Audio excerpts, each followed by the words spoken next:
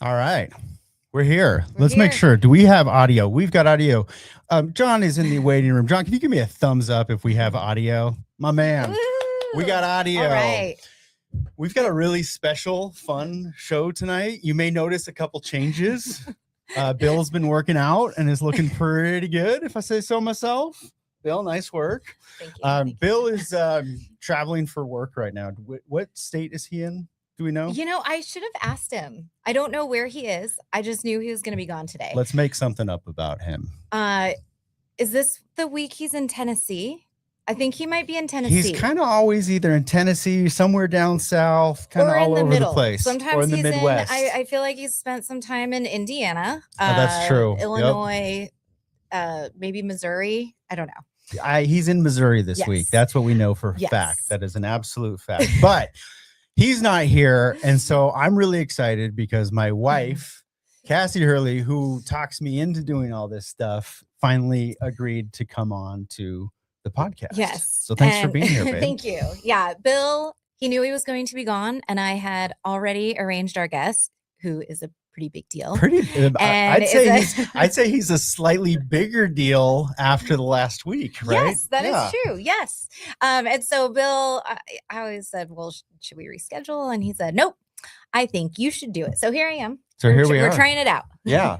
And I think the best thing to do is to just get right into it. So let's bring the man, the myth, the legend, our newest athletic director for Washington State University, Mr. John Harlow. How are you, sir? Hurleys, it's great to see you. What an intro. I don't know that I've been addressed that way before, but I've watched your podcast several times. Cassie, I'm glad I get to hop on one with you. I love the intro, though. That gets you fired up for the Cougs. So happy to be here. Thanks for the opportunity. Well, we're stoked to have you. One, I know it's been like a crazy week because on top of the job announcement, you were in Prosser this past weekend. You're going everywhere. Last week, where were you? There was a Pac-12 meeting, right? Yeah, last week we were on the campus of Oregon State. Presidents were there, ADs were there, SWAs. Yeah, hammering out all sorts of things Pac-12. Well, we're going to get into all of that. But first, let's just give him a round of applause. I know that, the conversations over the past couple months of, all right, well, it's going to be John, right? It's going to be John, right? It's going to be John, right? No, I don't know, And Betsy, not Betsy. President Cantwell plays a pretty good poker hand. Like, she doesn't let anybody know what's going on. So she does. Walk me through, the past, how long has this been? It's 6 months. 6 months. Walk me through that since you knew that job was coming open. Yeah, I think it's middle of November when I had opportunity to step in the interim role. And we've kind of been head down grinding as a team ever since that happened. Obviously had some coaching vacancies and need to make sure we were retaining our student athletes and extending some coaches, having some staff transition. So it definitely wasn't all while preparing to head towards a new conference. Oh, by the way, too. So no shortage of things and opportunities to do, but I think it kind of galvanized our group together. And I always, our staff is one that I wouldn't replace anywhere. We've got a great team that continues to step up to the plate. And so it was a whirlwind, but it was also, I knew the job was open, obviously, but it was also one that it was never to get to this finish line and make sure that I secure the job. Like I said this before, but I absolutely believe in WSU and the Cougs, and I want to be a part of what we're doing here. And so whether that was me getting awarded this tremendous opportunity once she made her decision, or if I got to support in some other sort of role moving forward, I wanted to make sure we were along a path to hit the ground running in the new Pac-12, and couldn't ask for more of the group of what they did during that time. And then I get to be the lucky benefactor of all their hard work. So it's been, I'm grateful, truly grateful. I got a question. We've all found out the jobs were opening, and were you going to ask this? Yep. And just, come up with sort of our vision for it and what we wanted to do. So once you found out that you were going to be interim and you knew you were going to go for it, I think we've seen some of that, but I would love to know kind of what your thinking was. Did you put pen to paper? Did you have those conversations with your wife? What did it Did you get What did that look like? did you hire one of those resume consultants just to make sure everything looked good? How does that work? Yeah. No, that's a good. Maybe I should have. Maybe that would have. Who knows if that would have tightened the timeline? I don't know, but no, my wife is obviously she's the boss at home, and she's a lot smarter and more intelligent than I am, and she loves Smart people. Pullman. She loves Pullman, as do the kids. Like their support system, they're all bought in on the Cougs. They come to every game, practice, event. Anytime I let them in the doors, they want to be here, and so we love it here. We love the culture of what Pullman is and what being a Coug is all about, and so Now, we want how to. long have you been in Pullman? 5 years. 5 years. Hit the 5 year mark in February. Yeah. Wow. Took the original job when I came out here sight unseen because it was during the pandemic and the interview process and all those types of things. So just believed in it, and would never look back. Okay, wait. Sorry. Now I'm going back on my question. Okay, because that was one of my questions is so you didn't come to Pullman and interview before you took the job? No, I didn't. And it's a little bit of a funny story. So my wife's from San Diego. I'm from the Midwest. We were living in Texas at the time. Got offered the job. This is about senior associate AD CFO role. Get offered the job. This was like New Year's Eve, and thought we better get on a plane and go check out what Pullman's all about. That also happened to be my son's birthday.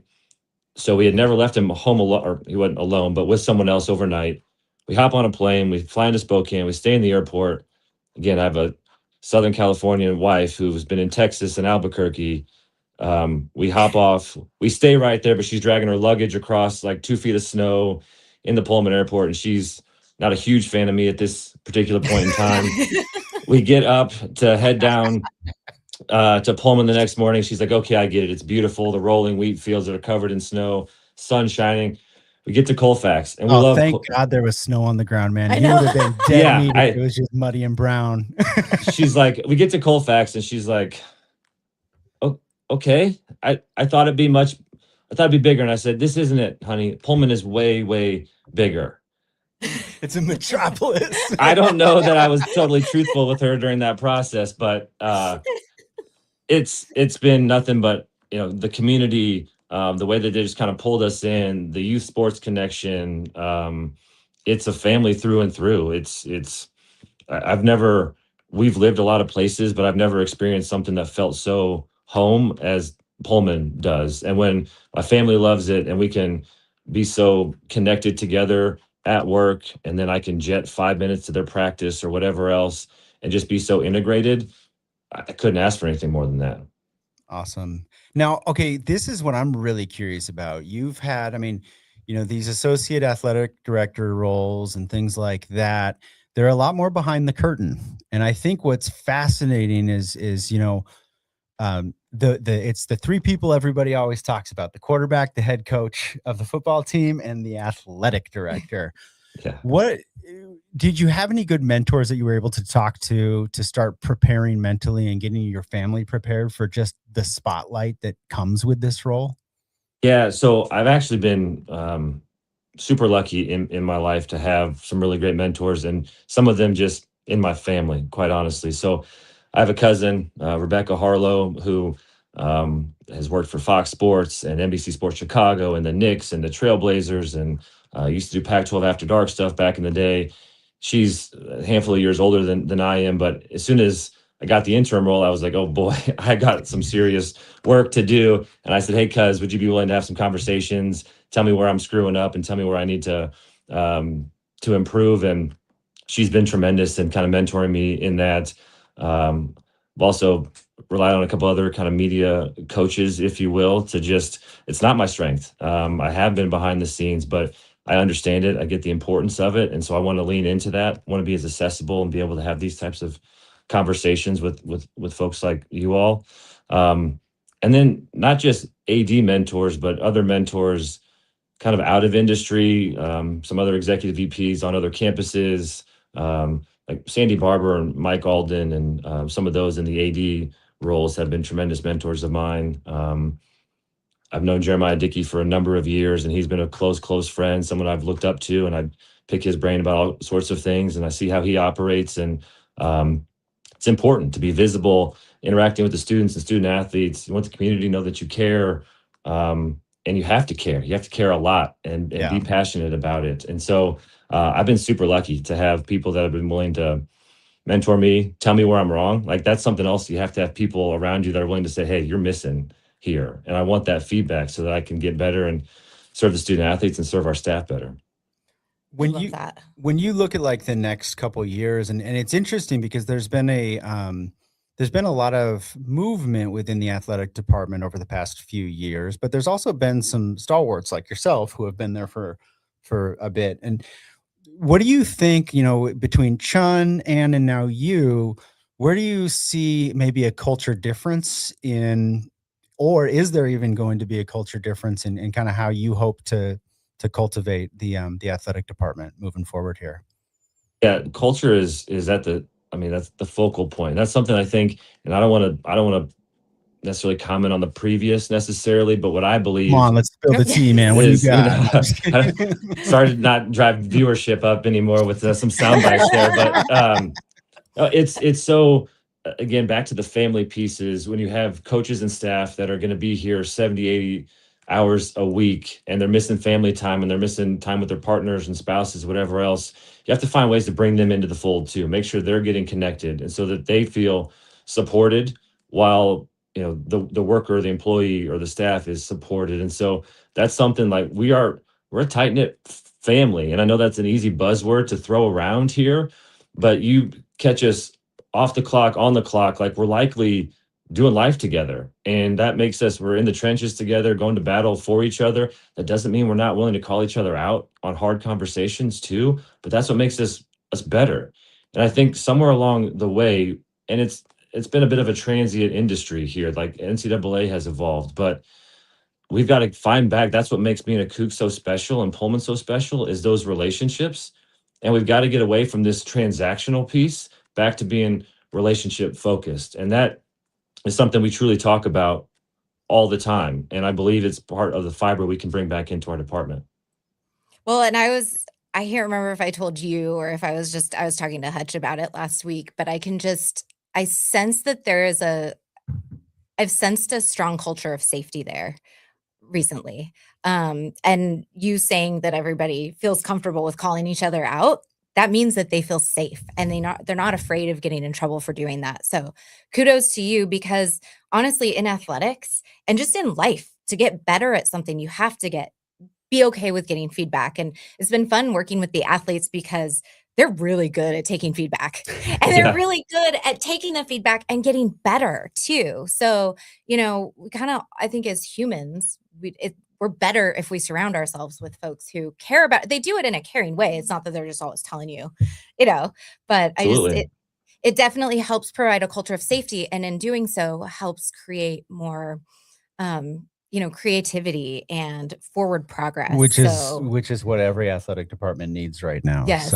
what was the when she told, first of all, was it President Cantwell who told you got the job? Did they call the governor to call you? How does that work? Maybe I missed it. I might have missed his voicemail. No, President Cantwell and I had a conversation. I was on the road, and it was a little bit not as like a big like breakthrough moment. It was one of those like, hey, we're working on a document. We'll have something in front of you, and like, oh, for the job. Okay, got it. And then let's just keep rolling. So it was like never.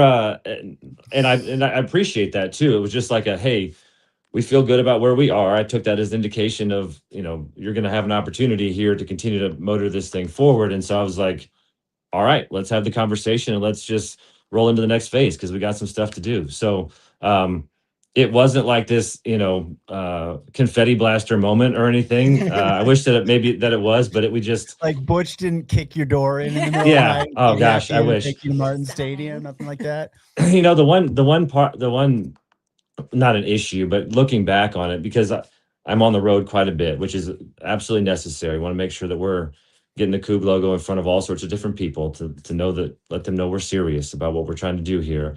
But when it did happen, I was on the road. And so right before it went public, we fired up the Zoom, brought the staff together so I could at least have a conversation with them and let them know before it got too widely circulated. But then all I wanted to do was get back to campus and see the student athletes and celebrate with the staff and give some high fives and just be around our people. But then I had like another 5 days on the road after that. I think I was in town for less than 24 hours before I was back out of town again. But part of it, I get that that's not a negative. I enjoy that, but again, it's a tight knit group, and I wanted to celebrate them with them because they put me in a position to have this opportunity, and so I wanted to be able to celebrate it with them. Well, and I bet they get to breathe a sigh of relief too, just knowing who they're going to be working for, getting some clarity on the future. I mean, that's the head coaches of all those teams. That's their players. Like there's the waterfall effect. It's a lot of human beings who have probably been watching this pretty darn closely, beyond the fans.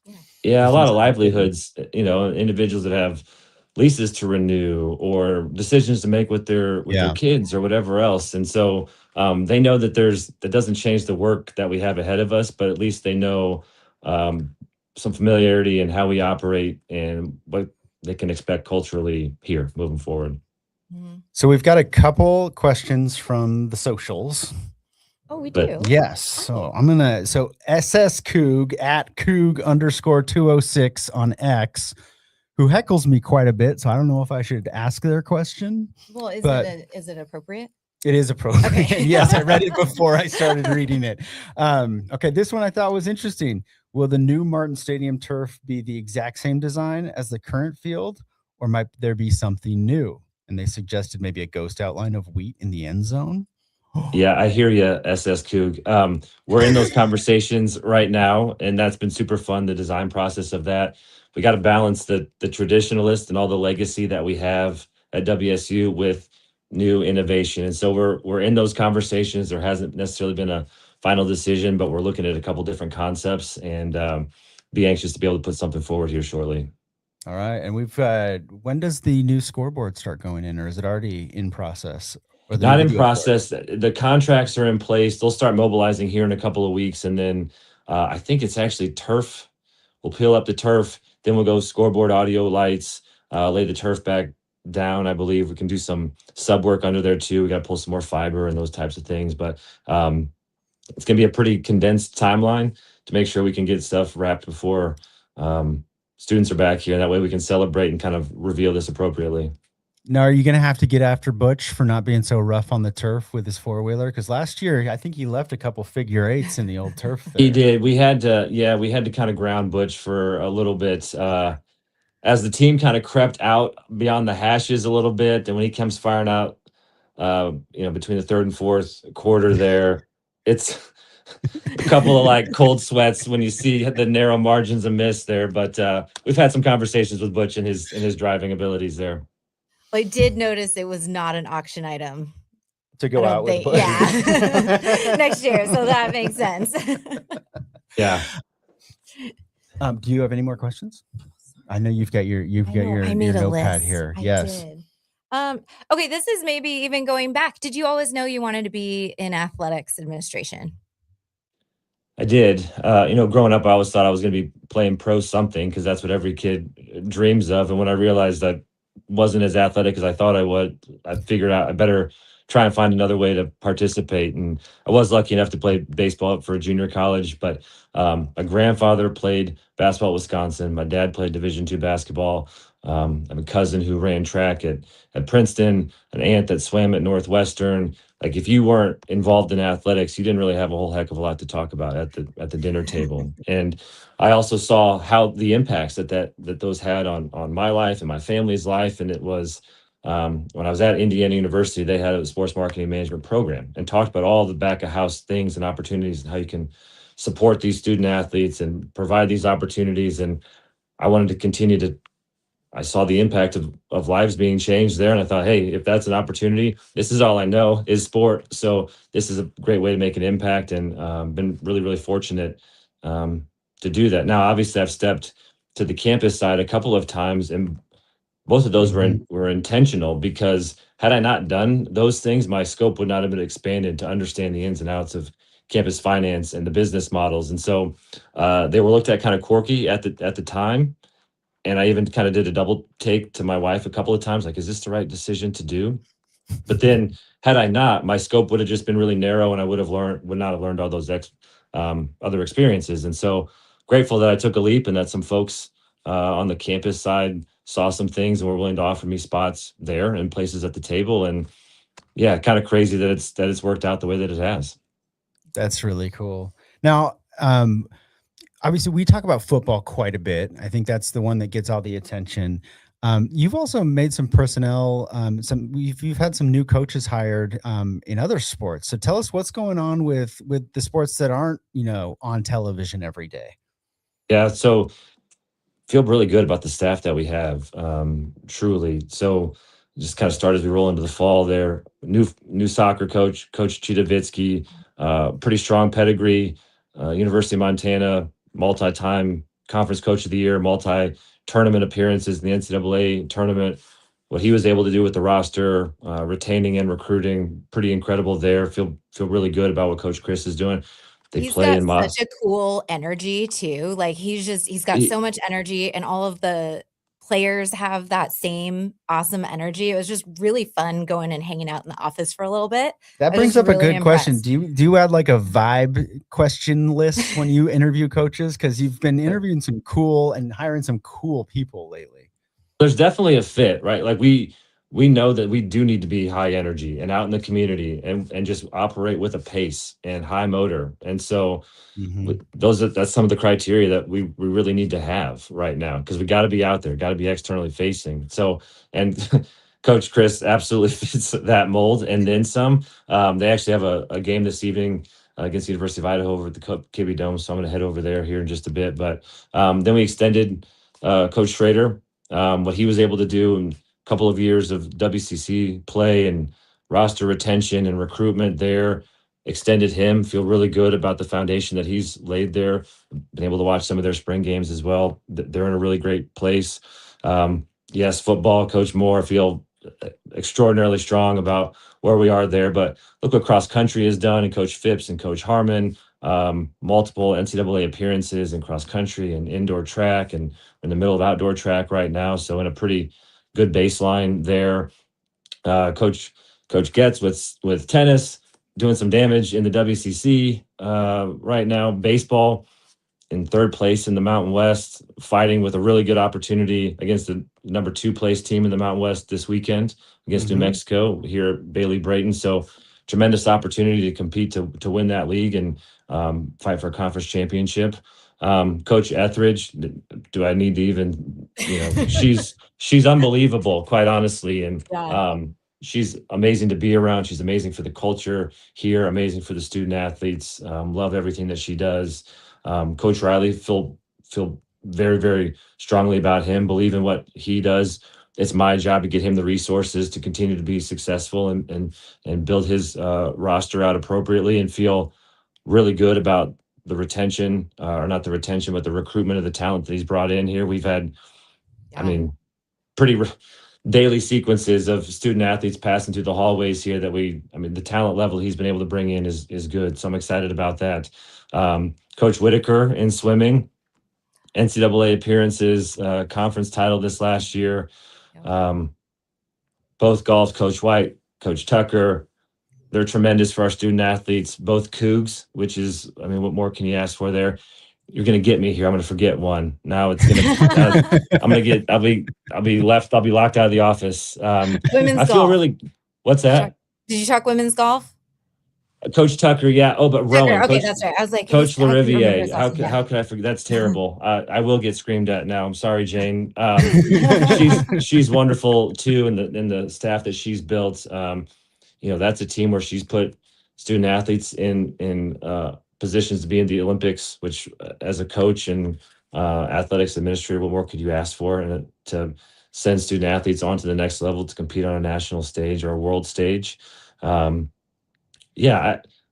care about this group deeply, and I absolutely think that we have a group that is ready to throw punches in the new Pac-12, and that's what we intend to do. That we talked about it. We had an all staff today, and I said to the group, raise your hand if you've had the opportunity to launch a brand new conference before.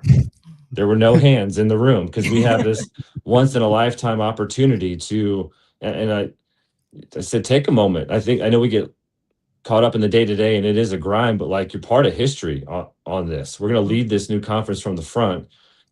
It's a national thing. You're going to look back on it. They're going to read about it for years to come. And we have an opportunity to come out and throw haymakers in the fall. And that's the intent. Yep. And then did you have Larondo stand up and do his Do a little Larondo rah, thing? rah, rah. His Do you have Larondo Yes. spiel? Yes. I think you can have him in front of any group of people and they will feel motivated. Yeah, he knows. Yes, he knows how to work a room. Brad Larondo is awesome. We appreciate what he does. Truly, it's a difference maker for us. Well, okay, one last question for you from my side. Cassie, Okay, might I might have a Okay, this one's a have very serious question. Are you ready? This is probably is a hard-hitting question. Rank the following boosters in how much you like them.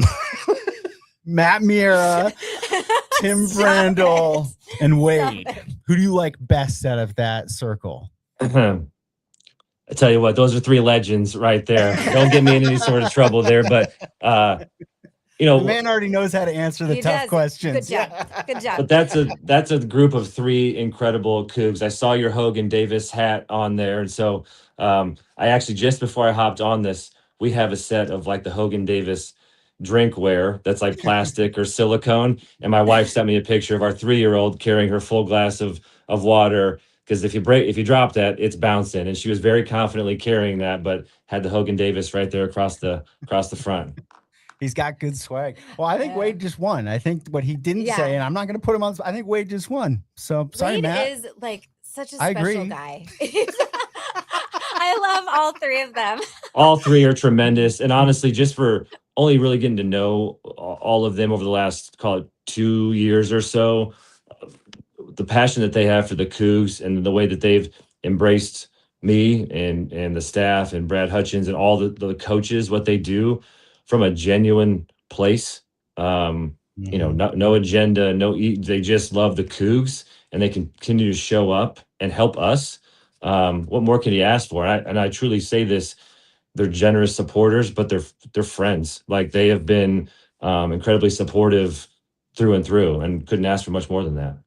Well, and that's Coug stuff too. And I always say this, it's not hard to get Cougs back into being Cougs. All you got to do is talk Coug stuff for a little tiny bit and then we're in. Yeah. And part of it is, I mean, it's obvious. We all show up to Pullman and nobody really knows anybody. And it's like, we're all friends. Like Tim is my friend from the dorms. Like we hung out every day, Parham Hall. We'd go eat lunch together. We'd have a group and everybody's new. Everybody's looking to make friends and we're all just there together and you become a family. And so it's just a really special place. And so when anybody else shows up, we're like, come on in. We're best friends now.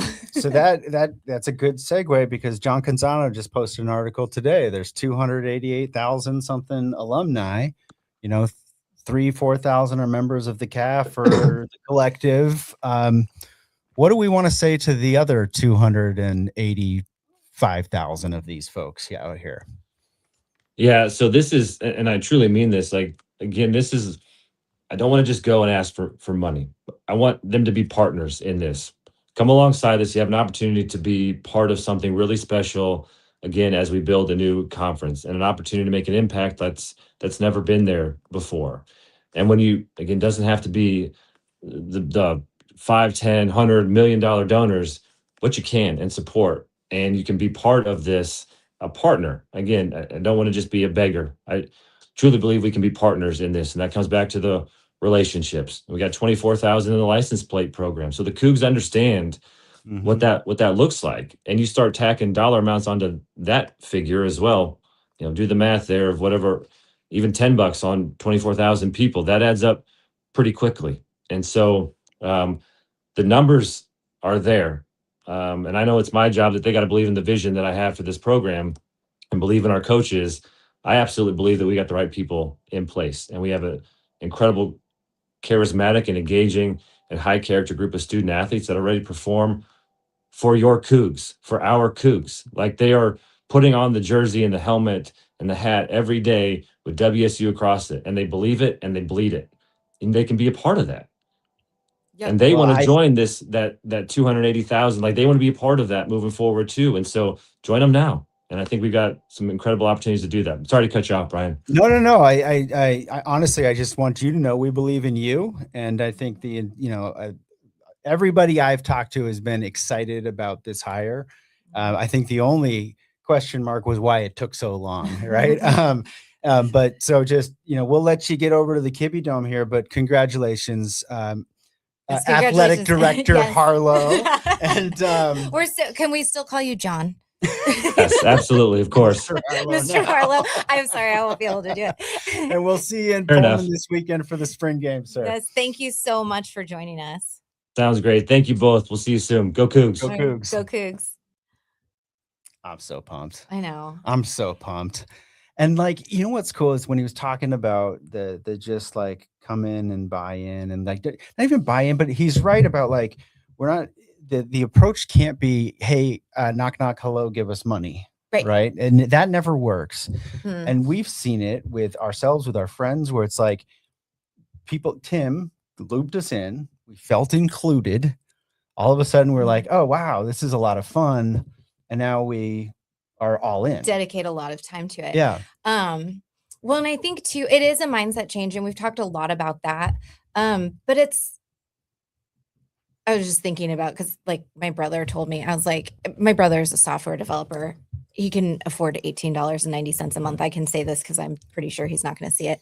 I said, you need to join the 1890 club. And he said, he just seemed like maybe he thought it wasn't a very good investment. And I was like, but it is. It's an investment in our degree. It's an investment in the future. So a lot of it to me is shifting that mindset, and also going more towards friend raising. I've been talking a lot about friend raising over the last couple of years versus fundraising. That is the corniest term, but I get where you're know, coming from. but And I love it. the more people, because I really believe that getting Cougs back in the fold, it took like 2 seconds for us to be like, okay, we don't really go to anything, but here we are dedicating 40 hours a week Well, and to there's Coug stuff. I think there's, for the Cougs who have been kind of out of the circle, especially since, let's just say, COVID, right? Mhm. Or the Pac-12, whatever, because COVID kind of hit and then the Pac-12 thing hit. And I think if I could just get in their brains and make them think two things. One is the tough part of the Pac-12 transition is long in the rearview mirror. That gut punch we felt whenever ago when everybody felt like the world was over. That's done. We're in the exciting time now. When you look at football, we've never had a more clear path to a college football playoff, period, in my mind. That's the number one thing. And then the number two thing, and I think this is for people who haven't been emotionally invested in college athletics over the past couple of years, is the magic of college athletics is still very much alive. And don't get me wrong, there's been some things that have absolutely changed. There's been some things that I don't love. There's been some things that other people don't love. And we can argue about that until we're blue in the face. But when you go to a college town like Pullman, Washington, and any kid who shows up to the spring game can get autographs, when players are walking around and the cheer squad does clinics with the girls, and then the football team did a clinic last year with boys and girls they're afterwards. doing one this year. But no, you're right. And the fact that they've taken, I love that they took it on the road. That was cool too.